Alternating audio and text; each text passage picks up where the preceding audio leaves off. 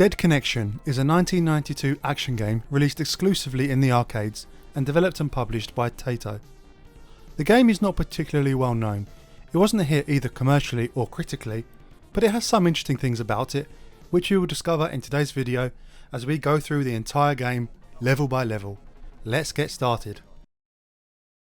The game starts off with a very specific date, September 5th, 1953, with a very unspecific location, a big city somewhere. We see 4 men holding guns, each of them dressed in a different colour, as the text reads that the men are making a stand against a gigantic crime. Whether that means the crime itself was gigantic or the perpetrator was gigantic, we may never know.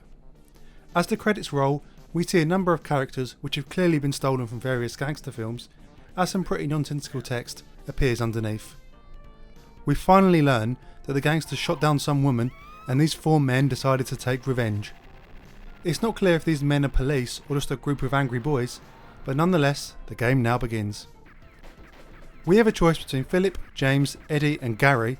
All of them have different faces in this character selection screen that does not represent them either in-game or in any of the cutscenes. I went with Eddie because of his cool specs. In the subtext of stage 1, we learn that our enemy is the gangster Don Rosia, and that will be the ultimate target for the rest of the game. Stage 1 takes place in a hotel, and first impressions are good.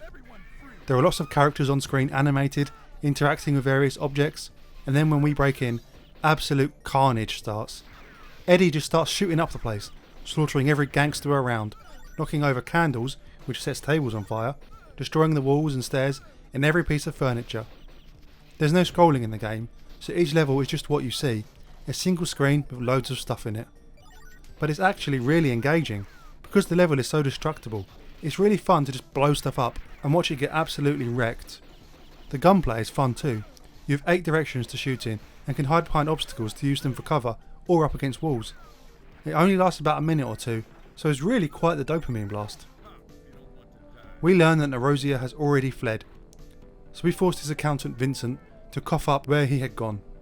Turns out his right hand man, Bambino, would be doing some kind of deal at a junkyard, so that sets the stage for level 2. Each level increases the number of enemies you have to kill to beat it, so the game gets progressively longer as each stage is accomplished. Unfortunately, the junkyard is not as good as the hotel. The colours aren't as vibrant, and most of the environment is old barrels or tyres. Not to mention that it's much harder to navigate. For some reason, this giant pile of cars takes up most of the left of the screen, and it's really not clear where you can stand on it or where you have to climb, which makes it fairly tricky to pass. Clearing that stage, it says that we arrested Bambino, so I guess we are detectives after all. Filled with bloodlust, sure, but on the side of the law. We squeezed Bambino and moved on to our next location, the restaurant Campanula. Now this one is more like it. We begin by smashing through the front window in our car and immediately begin shooting up the place. At this point I'll go over the different weapons you can pick up during the battles. You have the basic pistol, an automatic pistol, a Tommy gun and finally a shotgun. The shotgun is by far the best weapon in the game, but it is really rare and doesn't come up very often. The Tommy gun is even rarer, but it does appear as a bonus when you die and respawn with another life. On the floor on each level is loads of different items to pick up, which increase your score or recover a tiny bit of life. This is the first level with a bit of a boss, and these guys can take an absolute beating. They have loads of health, and to make matters worse, when they get hit by a bullet, they launch their gun forward, which can hurt you. This is quite frustrating really, and was clearly made as a way to take more coins at the arcade. Shock and horror, we've been betrayed and lured into a trap. We got abducted, but en route to the gang's hideout, our pal Andy shot up the car we was carried in, giving us a chance to bounce. Stage 4 takes place in a town outside a couple of buildings, and isn't as good as the restaurant or hotel, but it is better than the junkyard. This level highlights a slight problem the game can have with the AI. It's not only the player that can hide behind cover, but the enemies can too, and occasionally they get stuck behind things. In particular, there is a door in the top left which the enemies just stand behind and try to shoot out endlessly. Climbing up there though, we can take them out, but it does seem to be a bit of a bug. I will say though, that playing through the game, I'm still really enjoying it. I think the character sprites are animated really nicely, with lots of different frames for the shooting, hitting and dying, as well as rolling and other actions. When the screen is filled up with lots going on, it really does look quite cool. Again, this level ends with another boss that is a complete bullet sponge. In dramatic fashion, it turns out that our old pal Andy got hit by a stray bullet and died. How tragic. Who could have imagined a death in such a peaceful environment? With Andy's dying words, he told us about a secret warehouse, which is the location of stage 5. On this one, I tried using Gary, since I had died a few times, just to see if they played any different. But alas, all the characters play exactly the same, with the colour differences being purely for multiplayer. This level isn't great to look at, but it does have some really cool fire effects. There is a lever on the wall, which if the player or enemies trigger, it drops a huge box down on the ground and blows up, creating a pretty cool effect. After the battle, we learn that Nerosia is having a garden party, which obviously we are going to crash. Interestingly, instead of locking the place down for evidence, we decided to just set fire to the warehouse and leave it burning. Have fun with that, fireman. Entering the garden party, you somehow manage to set fire to 2 sets of buildings in the background before opening fire. There's not too much to interact with on this level. The flaming tables from previous levels return, along with a bunch of statues and a huge pond right in the middle of the garden. I got a shotgun in this one, so I made quite short work of the gangsters before finishing this level. We burned down Nerosia's residence and all the houses around it, continuing an incredibly destructive revenge streak, which brings back into question which side of the law we are playing on. Level 7 takes place in Central Park, as it seems as if one of Nerosia's goons was willing to squeal.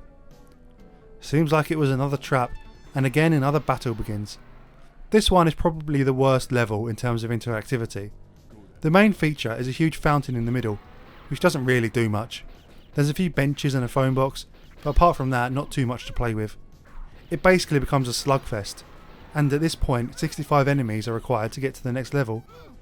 Getting through that, we finally learn that Nerosia was at an abandoned opera house, and the final level begins.